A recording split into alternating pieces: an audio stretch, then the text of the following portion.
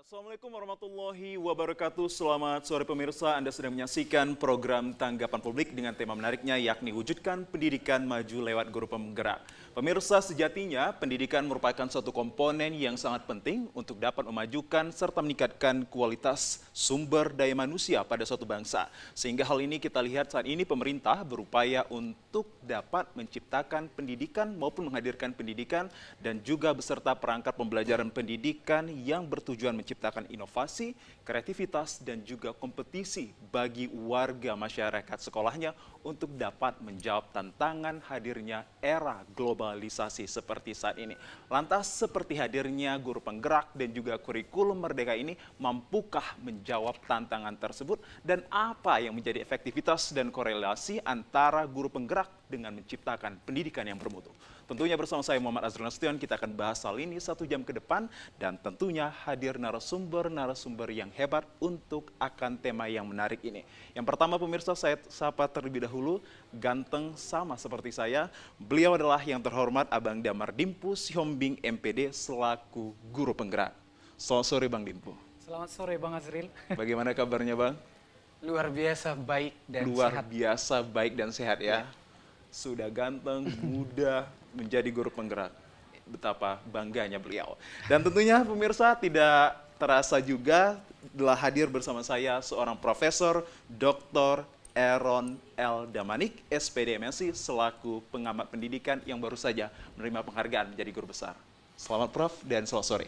Selamat sore juga Pak Azril. Bagaimana kabarnya Prof? Luar biasa. Luar biasa baik. Dan sepertinya saya menjadi suatu kesempatan yang sangat berharga bisa bersanding duduk dengan orang-orang hebat ini terkait tema hari ini yakni wujudkan pendidikan maju lewat guru penggerak.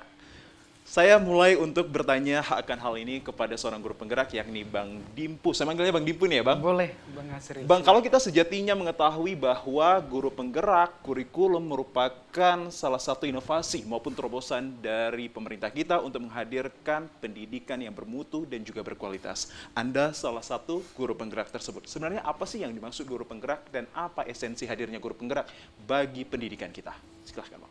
Ya, terima kasih Bang Azril. Saya memang mendapat gelar tambahan ya Prof ya. Izin ya Prof. Prof Aaron kan dosen saya juga. Segan.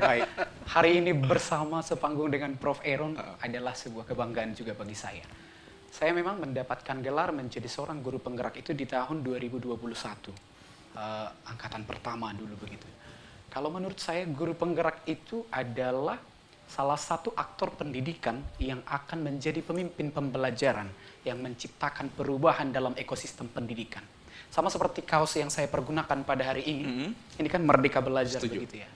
Banyak bahkan aktor-aktor pendidikan yang memaknai Merdeka ini menurut saya menjadi miskonsepsi.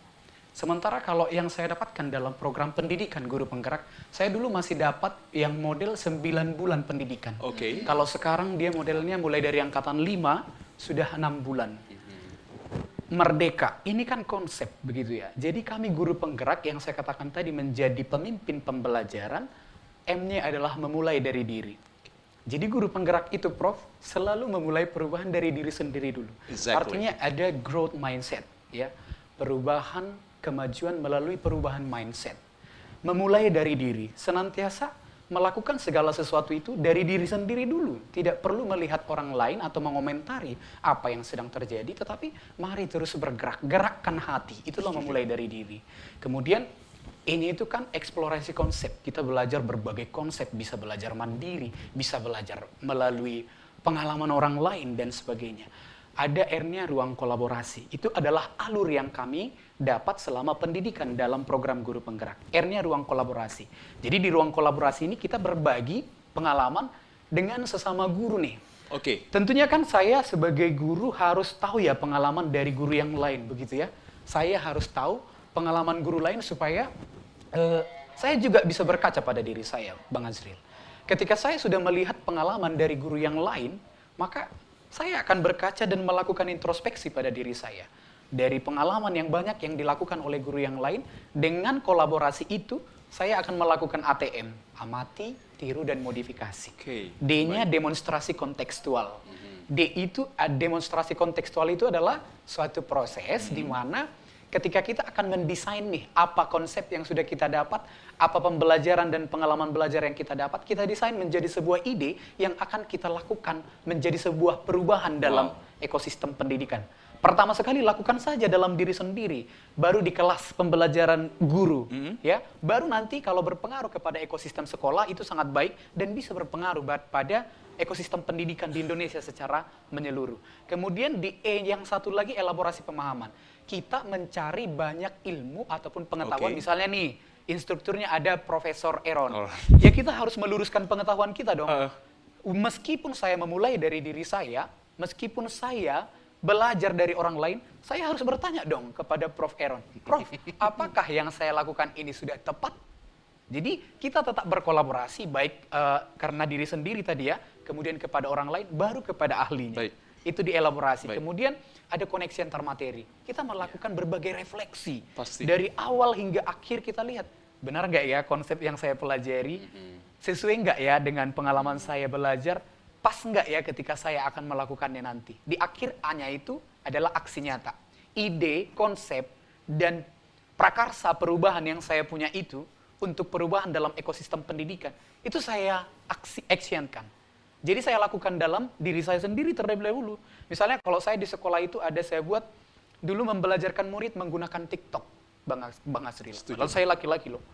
Tetapi saya coba berpikir, apa ya aksi nyata sederhana yang bisa saya lakukan untuk mengubah cara belajar di kelas ini. Ternyata murid bisa menerima begitu. Mengikuti perkembangan zaman juga. Begitu. Negatif, saya buat dulu judulnya negatif kali negatif sama dengan positif. Begitu. Jadi saya tidak bisa mengubah dunia, tetapi saya bisa mengubah mindset saya sendiri yang nantinya saya berharap akan dilihat oleh orang lain, dan kelak saya yakin kok meskipun mereka tidak mengatakan apa-apa kepada saya, mereka akan melakukan perubahan bagi diri mereka. Itu di aksi. Baik, itu sangat menarik sekali perspektif dari Abangda kita, Bang Mardimpu. Tapi sebelum ke Profesor, saya ingin menanya satu hal yang sangat penting dalam poin pikiran saya. Do you believe by having sustainable educational growth will be by guru penggerak only? Yes, I believe. Percaya akan hal itu ya? Sangat optimis dan percaya dengan hal itu. Apa yang menjadi dasar akan hal tersebut, Bang? Kalau kita mengingat bahwa guru penggerak itu adalah orang-orang yang pilihan, bukan seluruhnya guru penggerak. Mengapa hal itu mendasari diri Anda? Oke, yang pertama sekali yang mau saya sampaikan. Menurut saya sebenarnya semua guru itu adalah guru penggerak, Bang Azri. Dan. Menurut saya, in my opinion, gitu ya. Tapi sekarang karena memang itu kan setelah selesai kita guru penggerak, kita akan mendapatkan surat tanda tamat belajar. Dan makin kesini ternyata surat tanda tamat belajar guru penggerak itu menjadi sebuah syarat. Misalnya menjadi kepala sekolah, menjadi pengawas, dan juga yang lain. Di awal kami tidak ada iming-iming itu, tetapi makin kesini ternyata semakin banyak perubahan begitu. Nah, tetapi saya tidak berorientasi ke sana ya. Saya termasuk salah satu guru muda, mungkin kalau orang lain mengatakan idealis, I don't care what people say about me. Ya kan, aku hanya diriku sendiri yang melakukan perubahan pertama untuk diriku dulu begitu ya. Mungkin orang mengatakan, iya kan dia masih muda, masih semangat-semangatnya. Tapi enggak apa-apa. Ketika saya masih produktif, maka saya harus melakukan banyak hal untuk perubahan pada diri saya. Begitu toh ya, Bang Azril. Nah jadi, kenapa saya optimis? Kenapa saya percaya sekali dengan program ini? Saya kan sudah masuk di dalamnya. Ada kurang lebih setiap program itu wajar. Tetapi saya yang sudah menjalaninya mendapatkan banyak dampak. Kenapa saya katakan demikian? Dengan guru penggerak ini, dari awal kita itu mindset diubah. Setuju. Begitu. Dengan awalnya saya adalah seorang guru yang punya prinsip, tanda kutip, menuntut. Jujur, saya adalah guru muda, Prof, yang awalnya murid itu nggak senang dengan saya. Setiap saya jumpa, ya mereka, I don't care, who are you, gitu. Setiap mereka lewat, nggak mau nyapa. Jadi, saya juga, bodoh amat, awalnya begitu ya. Tetapi dengan program guru penggerak ini, saya jadi berpikir, menuntut itu saya ganti menjadi menuntun. Tadi pertama kan saya sudah mendapatkan pembekalan yang banyak mengenai growth mindset itu tadi. Kemudian yang kedua, saya semakin sadar. Contohnya di program guru penggerak ini mungkin Prof. Aaron lebih bisa menjelaskannya nanti. Yang pertama kita punya filosofi Ki Hajar Dewantara. Berpihak pada murid. Menghamba pada murid. Jadi setelah saya benar-benar mendalami ini, awalnya saya kurang setuju, Bang Azril. Gimana guru menghamba pada murid? Benar. Tapi semakin saya reflektif, semakin saya memperhatikan apa yang saya lakukan, oh iya benar, dengan program guru penggerak akan semakin banyak guru yang tercipta. Artinya kalau dikatakan penggerak kan berarti selalu melakukan Mobilisasi. perubahan, mobilisasi, inovasi, kemudian prakarsa perubahan untuk menciptakan well-being pada murid. Begitu. Jadi di satu kalimat dari Ki Hajar Dewantara yang saya sangat sukai adalah tuntunlah murid berdasarkan kodrat mereka. Kodrat alam dan juga kodrat zaman. Kemudian bantulah mereka untuk mencapai kebahagiaan dan keselamatan mereka setinggi-tingginya. Itu yang membuat saya semakin percaya ke sini. Begitu, Bang Azril. Wow, it was such amazing point dari Bang Dimpu untuk tema menarik sekali, yakni wujudkan pendidikan maju lewat guru penggerak. Dan itu menjadi aksi nyata, menjadi seorang guru penggerak itu kalau saya bisa menyimpulkan bahwa terletak juga sensitivitas akan hadirnya untuk siswa-siswa kita. Baik, lantas bagaimana pula terkait pandangan akan hal tema kita ini dari seorang pengamat pendidikan, yakni Profesor Dr. Aaron L. Damanik, jika kita mengatakan bagaimana sih sebenarnya efektivitas dan korelasi guru penggerak dengan pendidikan yang bermutu. Bagaimana itu tanggapan Anda, Prof? Iya, baik. Terima kasih Bung Azril dan juga Bung Dimpo. Ya, saya menarik tadi penjelasan yang disampaikan oleh Bung Dimpo, terutama sebagai seorang alumnus dari guru penggerak, guru penggerak. Dan hari ini mungkin mengantongi sertifikat sebagai guru penggerak, ya. Pada intinya begini, saya ingin menyampaikan beberapa hal. Yang pertama misalnya kan konsepsi, ketika berbicara konsepsi, metode, teknik, pengajaran itu kan tidak ada sebuah rumusan yang baku, berlaku sekali dan seumur hidup. Itu yang pertama. Justru mekanisme itu kan terus berubah. Berubah kenapa? Sesuai dengan katakanlah perubahan-perubahan yang mengelilingi pendidikan itu, termasuk juga psikologi perkembangan daripada peserta didik atau anak-anak, termasuk juga di luar daripada itu, yaitu seperti teknologi seperti hari ini. Nah, ini harus diafirmasi oleh guru dan katakanlah institusi pendidikan untuk apa? Ya, tujuannya satu, ya ability to learn dan juga well-being sebagaimana yang disebutkan tadi. Nah, hari ini pemerintah nasional di Indonesia itu menetapkan, merumuskan itu guru penggerak sebagai motor perubahan di depan. Apa maksudnya guru penggerak ini? Kalau kita baca-baca referensi, kalau kita baca juga tulisan-tulisan misalnya, motifnya kan hanya satu. Bagaimana perubahan mindset pengajaran itu berfokus kepada siswa ataupun student oriented gitu. Kalau selama ini kita melihat bahwa pembelajaran itu berfokus kepada guru, teacher oriented, seolah-olah guru itu adalah dewa, gitu, maha tahu, maha luar biasa, gitu. Inilah yang dampaknya kepada siswa, gitu, tidak memahami psikologi perkembangan daripada peserta didik, akhirnya ini sama rata, gitu. Nah, saya kan selalu juga mengutip apa yang disampaikan oleh Pak Mas Nadine, Menteri itu, gitu. Bagaimana juga misalnya pendidikan di Jakarta Selatan itu tidak berbeda dengan di Papua. Setuju. Gitu ya. Meskipun pada grade sama-sama grade 12. Gitu ya kan. Ini kan ada ketimpangan di sini sebenarnya. Kurikulumnya sama, kontennya sama, aspek didaktisnya sama, gitu ya kan. Tetapi psikologi dan lingkungan sosial itu, di mana satuan pendidikan itu berdiri, itu kan berbeda. Pasti. Jangan dibandingkan misalnya di pusat kota Medan dengan di Belawan, pasti jauh berbeda. Apalagi dengan di Binjai, apalagi dengan misalnya di daerah terpencil, lain, daerah terpencil. Dengan grade yang sama, mereka juga berbeda gitu. Nah, hari ini misalnya guru penggerak itu kalau yang saya amati dan saya cermati sampai sejauh ini bagaimana misalnya perubahan mindset pada guru terutama mengeksplorasi konten-konten, kurikulum-kurikulum itu, ya. Dikemas sedemikian rupa sesuai dengan kebutuhan dan psikologi perkembangan daripada peserta didik gitu. Nah, ini maksudnya apa gitu ya? Meskipun saya sebutkan tadi itulah ability to learn dan juga well-being tadi. Kalau kita berbicara well-being mungkin masih ada beberapa tahap-tahap yang harus di sana. Tapi paling tidak soalan yang pertama yang harus kita jawab itu adalah ability to learn itu. Bagaimana kemampuan anak itu untuk membelajar gitu. Nah, pertanyaan simpel sebenarnya. Sudahkah anak-anak kita misalnya, mohon maaf ya kan, sudahkah peserta didik kita hari ini mampu bermedia sosial dengan baik, dengan benar? Gitu, ya. Coba kita lihat konten-konten apa yang muncul hari ini kecenderungannya di TikTok misalnya, di Reels misalnya, atau di media-media sosial itu, nggak usah kita sebutkan namanya, gitu ya. Sudahkah misalnya anak-anak kita hari ini memiliki kemampuan belajar berdasarkan big data yang tersedia di internet? Oke. Gitu, ya kan? Sudahkah mereka bisa menggunakan apa namanya teknologi-teknologi sebagai media pendidikan hari ini dengan baik, gitu kan? Nah, guru itu harusnya hadir di tengah-tengah mahasiswa, di tengah pelajar yang beragam itu sebagai motor perubahan. Oke. Sebagai motor perubahan. Dia mengenali satu persatu siswanya, anak didiknya, mahasiswanya, dan ketika dia sudah sampai pada tahap pemahaman itu, lantas dia melakukan treatment-treatment. Apa yang harus dilakukan sesuai dengan kebutuhan, sesuai dengan taraf berpikir daripada si peserta didik. Nah, Mungkin bisa Anda contohkan kepada masyarakat treatment apa yang sebenarnya dibutuhkan oleh guru penggerak ini untuk bisa mengelaborasikan segala keterampilannya kepada para siswa, Prof. ya, nah paling tidak misalnya contoh dekat hari ini, misalnya ya contoh dekat hari ini. Nah, minggu yang lalu saya diundang di TVRI ini ketika berbicara bagaimana itu begal ditinjau dari pendidikan. Oke, gitu. setuju. Nah, harusnya konten-konten yang mutakhir ini juga bagaimana guru menghadirkan ini di sekolah. Gitu. Ya, konten-konten mutakhir seperti ini.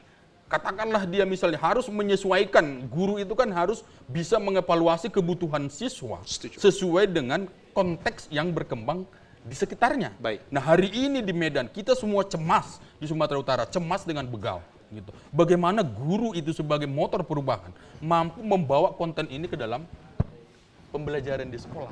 So, Professor, the teachers should be updated for any kinds of information. Harusnya. Harus. Harus gitu. Wow. Artinya kan pendidikan itu long life ya, Benar. sepanjang hidup. Maka guru itu juga tidak boleh ya, guru dosen sama saja saya kira. Guru itu, dosen itu tidak boleh berhenti belajar ketika dia sudah mengantongin sertifikat sarjana. Wow. Gitu. Apalagi dia misalnya bersinggungan dengan banyak orang di sekolah, di institusi pendidikan, guru itu harus tampil terdepan. Jangan pula itu siswa itu, pembelajar itu lebih pintar daripada gurunya. Nah, ini kan jadi masalah gitu ya. Kalau misalkan dia belajar di sekolah yang katakanlah relatif baik, maka gurunya harus tampil paling baik. Oke deh. Kalau misalkan dia mengajar di sekolah yang paling baik, dia harus paling baik. Oke, Gitu, berarti ada Karena satu level dari harus ketersediaan setingkat tersebut. lebih tinggi derajatnya daripada siswa. Itulah dia tempat untuk sebagai panutan, sebagai guru yang ditiru, yang digugu oleh siswa. Baik. Ya, kalau kemampuannya sama saja ya gimana? Oke, dan Gitu. Dia nggak bisa menjadi motor perubahan. Dia tidak bisa menggerakkan semua siswa di kelas itu sesuai dengan perubahan yang diinginkan. Gitu. baik, terima kasih Prof atas perspektif dan juga tadi disusul dengan perspektif awal dari Abang Dakita Mardimpus Siombing selaku guru penggerak yang sangat-sangat membuka pikiran kita akan hadirnya pendidikan maju lewat guru penggerak ini. Namun pemirsa, kami akan hadirkan lagi pembahasan yang lebih menarik lagi sesaat lagi setelah lagu yang satu ini, Anak Sekolah. Silakan.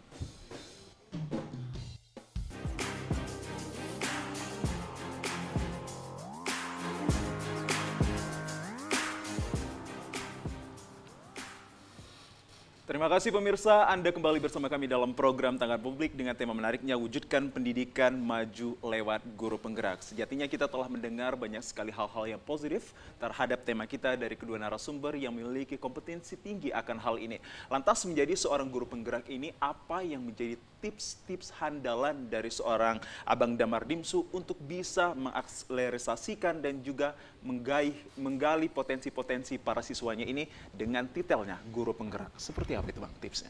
Iya, terima kasih Bang Azril. Jadi sebenarnya kalau tips saya sederhana sekali. Sederhana sekali. Mengapa saya katakan sangat sederhana? Karena saya punya pandangan, punya prinsip begini. Melakukan segala sesuatu itu harus dari hal-hal yang kecil dan sederhana. Tetapi ketika saya konsisten melakukan hal yang kecil itu, maka itu yang saya percaya menjadi dampak yang besar. Setuju. Baik bagi diri saya, around me, and also for Indonesian education, begitu ya. Ya. Jadi tips-tips dari saya sih sebenarnya yang pertama, seperti yang Prof. Aaron tadi sampaikan, yang pertama sekali, berubah dari mindset. Yang kedua itu adalah lakukan selalu perubahan kecil. Lakukan selalu perubahan kecil dalam diri, kemudian di kelas pembelajaran. Yang ketiga tadi kan belajar secara umum, long life learners. Tapi kalau saya punya prinsip begini, saya selalu menjadikan murid saya itu sebagai seorang guru bagi saya. Saya memang gurunya, tetapi seperti yang Prof. Aaron katakan tadi, jangan sampai siswa lebih cerdas, lebih pintar dari gurunya. Untuk mengatasi ini apa yang saya lakukan? Saya belajar terus. Saya kenali dulu siapa peserta didik di kelas saya. That's great. Iya, karena 36 peserta didik di sana, ada tambah saya, maka ada 37 kepribadian Setuju. yang ada pada diri saya. Maka setelah saya kenali mereka, oh ternyata murid saya mengetahui ini. Maka saya harus membekali diri saya dalam hal itu. Itu tadi seperti yang dikatakan sama Prof. Aaron ya, psikologi perkembangan.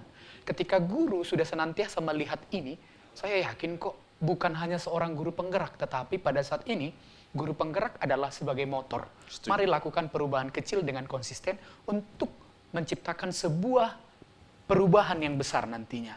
Ketika kita senantiasa melakukan itu, saya yakin kok semakin maju pendidikan, manusianya dulu, dirinya sendiri dulu yang dibenahi begitu. Jadi tips yang lain, ya, yang pasti saya tidak pernah lupa untuk bersyukur dan selalu berdoa.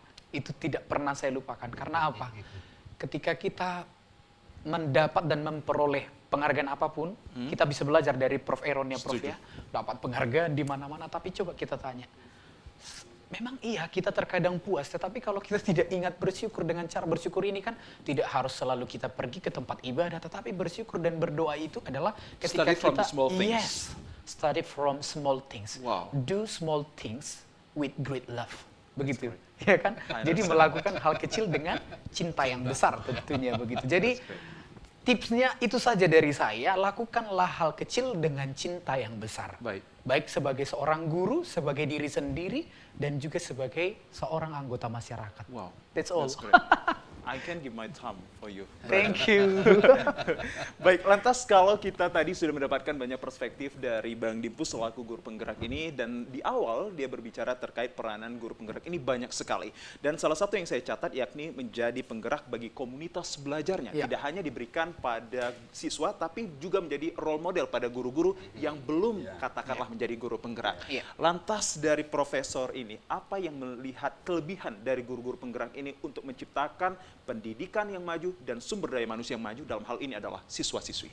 Iya, pertama kita harus menggarisbawahi ya makna guru penggerak ini kan sebagaimana yang dijelaskan oleh Bung Dimpos tadi. Yang pertama kan ini muaranya ini adalah perubahan mindset kita sebagai guru memandang pembelajar siswa.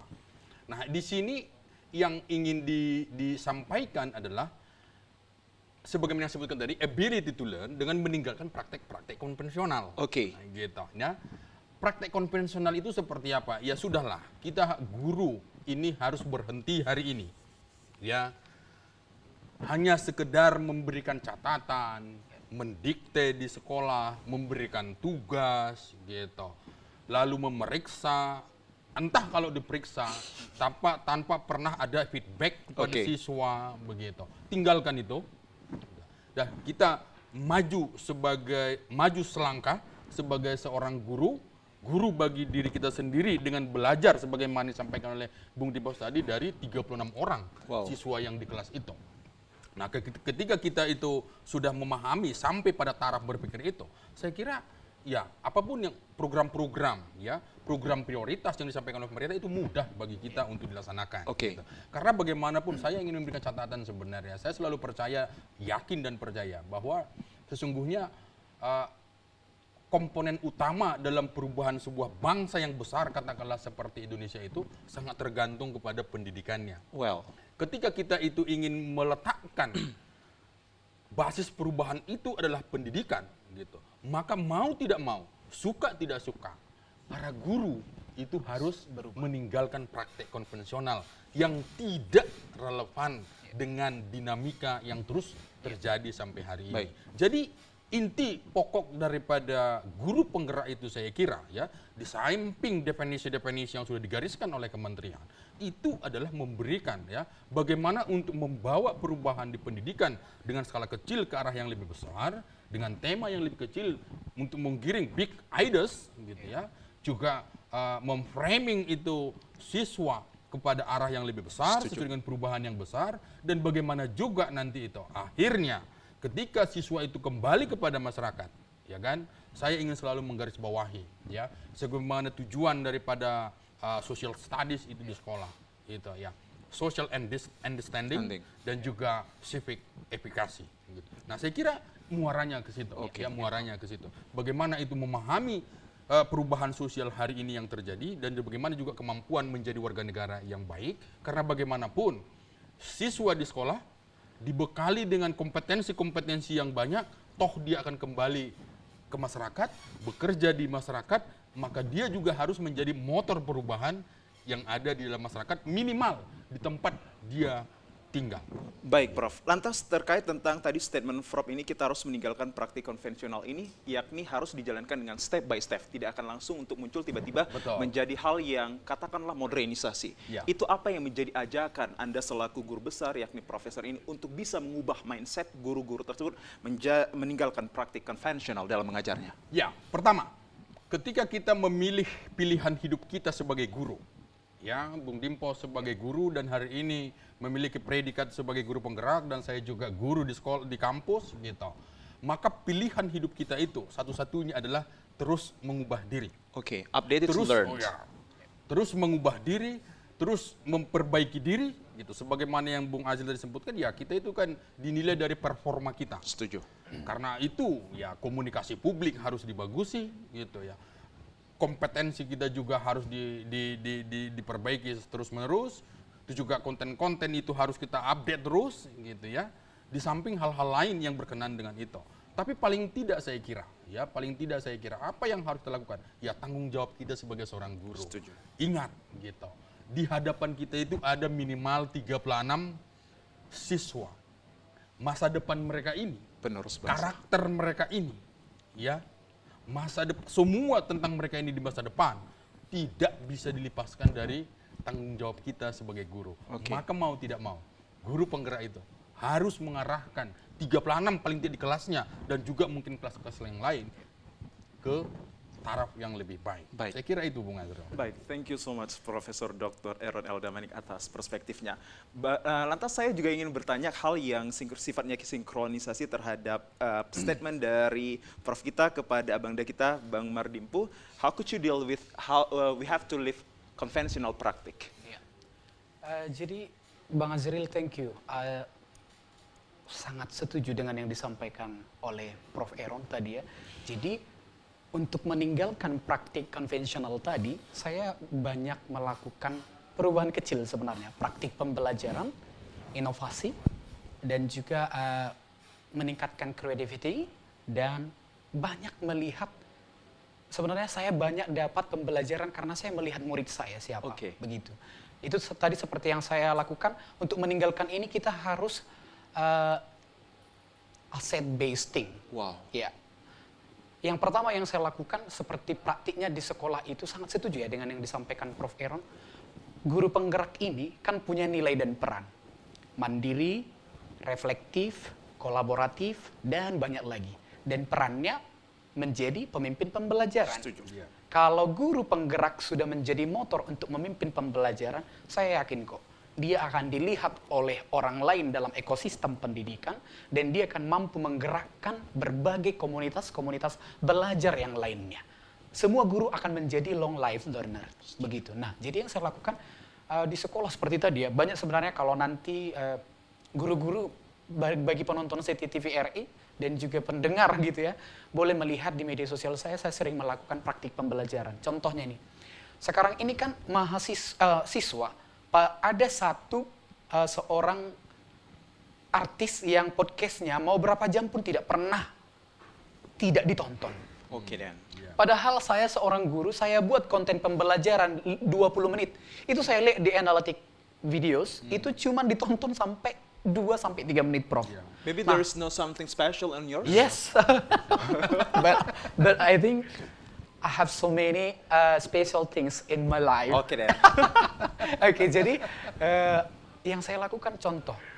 Anak-anak ini kok senang ya nonton podcast gitu, Prof. Jadi di kelas saya praktikkan podcast, gitu Bang Azril. Itu salah satu praktik pembelajaran yang bisa saya bagikan kepada guru-guru yang menonton ini di rumah, silahkan dipraktikkan. Saya buat podcast, tapi podcastnya ini, Prof, saya desain namanya desain pembelajaran Dimpu. guru kalau mau mempraktikkan dan meninggalkan praktik konvensional tadi itu, buatlah desain pembelajaran ala dirimu sendiri. betul. Seperti yang sekarang saya lakukan itu, desain pembelajaran terdiferensiasi DIMPU, nama saya sendiri.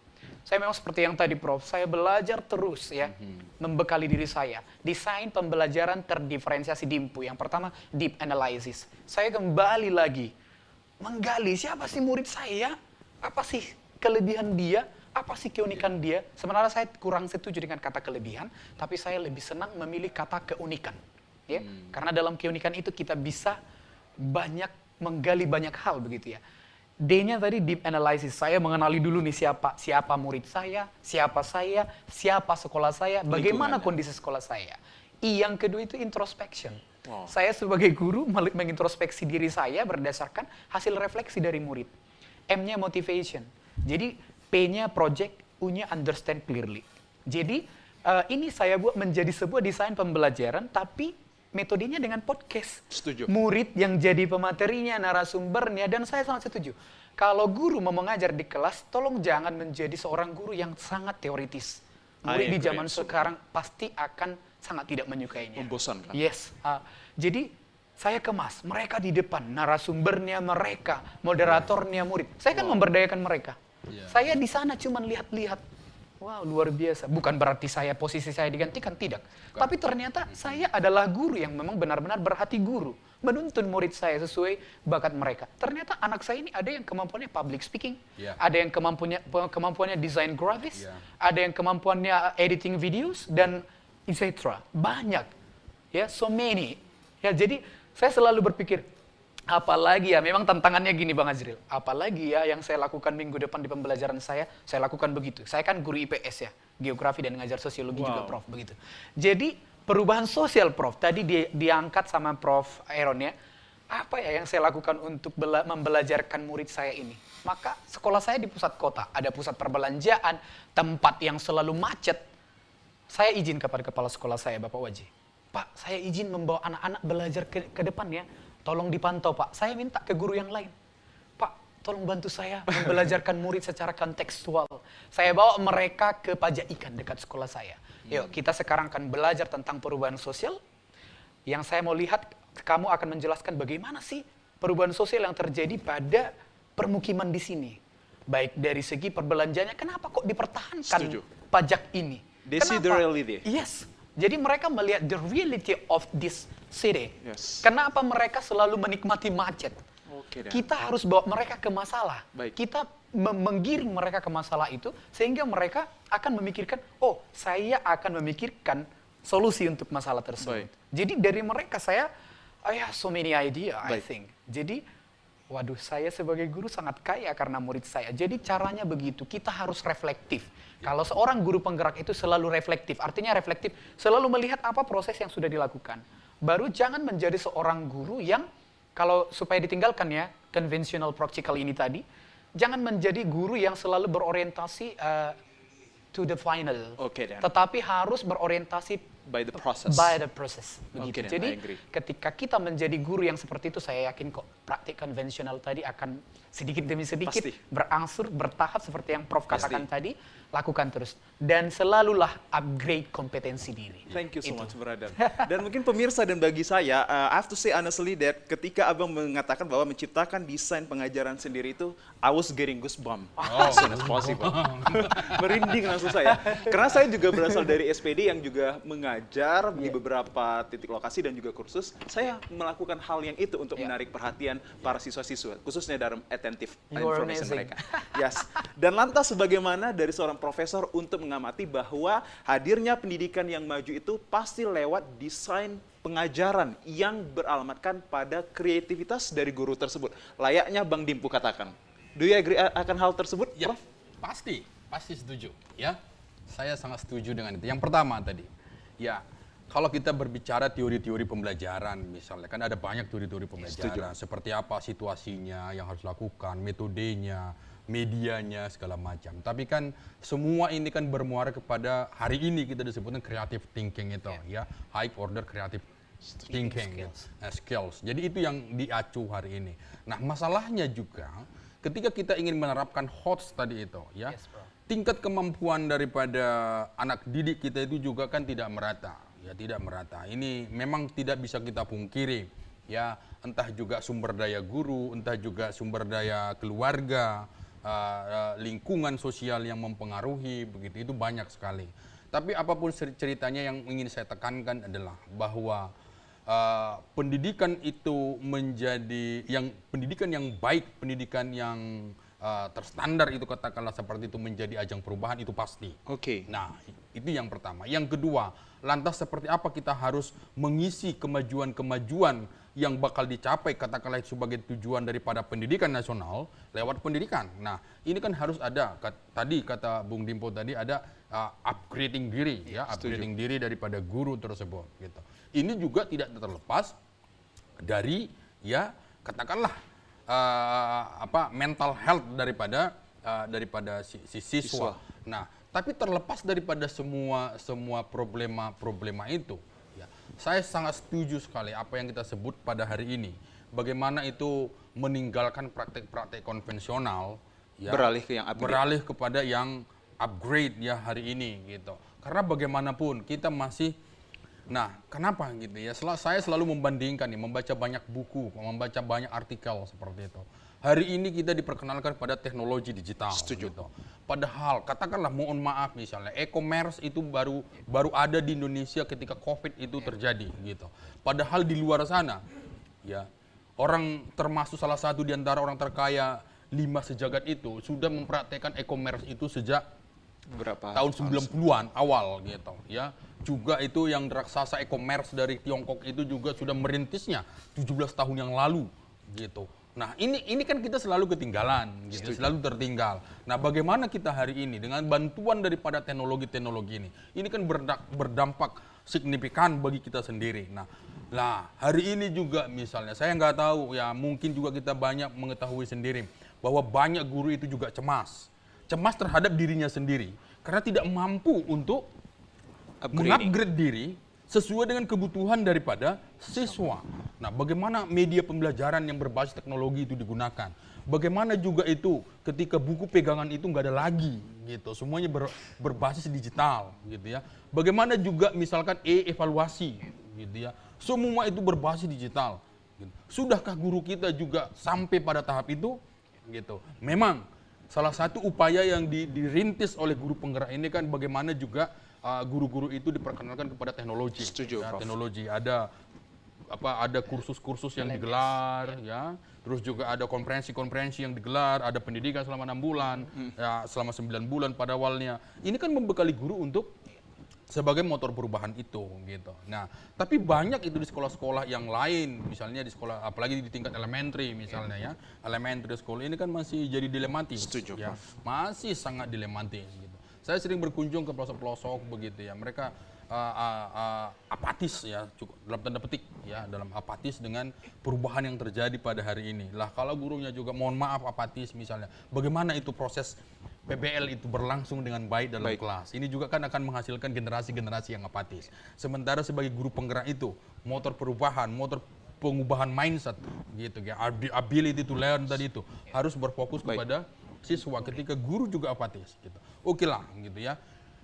Terlepas daripada program ini, ya pasti ada ya pro kontra, itu pasti. Gitu ya. Tapi pemerintah kita sudah memilih ini sebagai jalan tengah untuk menuju perubahan yang lebih baik dalam bidang pendidikan. Mau tidak mau, suka tidak suka, kita kan harus mendukung ini.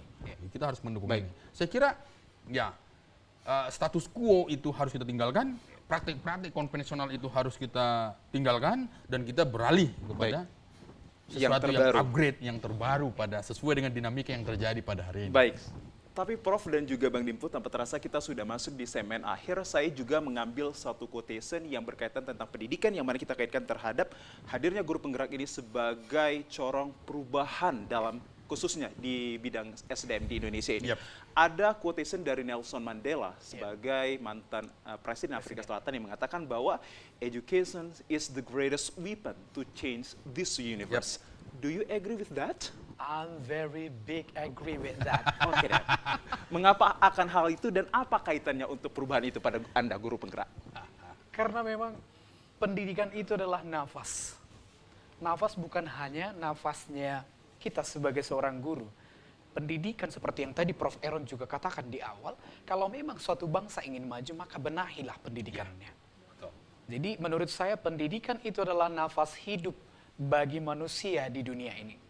So that's all. That's all. Once again, my last question before ke Prof kita. Kalau kita berkaitan tadi, saya menghadirkan bahwa hadirnya guru penggerak ini juga menjadi fasilitator untuk warga sekolahnya dalam siswa ini untuk bisa bertransformasi tidak hanya dalam ilmu pengetahuan, tapi dalam bidang IT. Apakah kompetensi guru penggerak ini wajib untuk mengerti akan IT? Iya. Oke, apakah kompetensi guru penggerak wajib mengetahui IT? Mau guru penggerak, nggak guru penggerak, menurut saya harus. Setuju. Dan guru penggerak seperti tadi kita sepakati ya, seperti yang Prof. Aaron katakan, adalah motor. Jadi kalau kita sudah menjadi motor, meskipun di awal adalah paksaan, karena kita seperti yang tadi disampaikan oleh Prof, kami juga di LMS awalnya itu banyak yang nggak bisa mengerjakan apapun. Ya, Tapi karena learning tuntutan management tersebut? system, karena tuntutan, oh ternyata ada sama ibaratnya seperti kita memperlakukan reward and punishment kepada siswa. Ternyata hukuman itu juga bisa membuat kita berubah, Setuju tapi bukan akan hal karena tersebut. kesadaran diri. Penghargaan juga bisa membuat berubah, tetapi Baik. tidak selamanya penghargaan itu akan mengarah kepada hal yang maju. Baik. Semua siswa punya kompetensi Baik. dan semua guru juga punya keunikan. Maka saya sangat setuju apabila memang guru penggerak harus menguasai IT seperti yang Setuju disampaikan akan oleh hal Prof tersebut. tadi. Lantas sebagai closing statement dari Prof kita, setuju tidak with the educational is the greatest weapon to change the world by dengan guru penggerak ini? Ya. Singkat dan padat, Prof. Saya sebelum kita sangat menutup. setuju bahwa pendidikan itu adalah sarana untuk perubahan yang besar di suatu bangsa. Itu yang pertama. Yang kedua, bahwa pendidikan ini adalah sarana untuk pengubahan mindset, gitu ya. Itu yang kedua. Yang ketiga, bahwa soal perubahan mindset di dalam anak didik maupun guru, entah guru penggerak maupun tidak. Nah, harusnya ketika ingin merubah mindset daripada anak didik, itu harus ada keseimbangan Baik. antara kognitif, psikomotor, Komotorik dan afektif. dan juga efektif. Baik, terima kasih atas informasi dan juga perspektif yang sangat mendalam akan tema menarik kita, yakni wujudkan pendidikan maju lewat guru penggerak. Saya mewakili pemirsa untuk mengucapkan terima kasih sepenuhnya hadirnya Bang Dimpu maksud saya, dan juga Prof. Dr. Aaron Eldamanik telah memberikan banyak sekali pencerahan akan tema kita. Kita berharap akan bertemu lagi dengan orang-orang hebat seperti beliau-beliau ini. Dan tentunya pemirsa kami ucapkan terima kasih atas atensi Anda yang hadir pada kami Tanggapan Publik edisi Kamis 13 Juli 2023. Terima kasih kami ucapkan. Assalamualaikum warahmatullahi wabarakatuh. Selamat sore.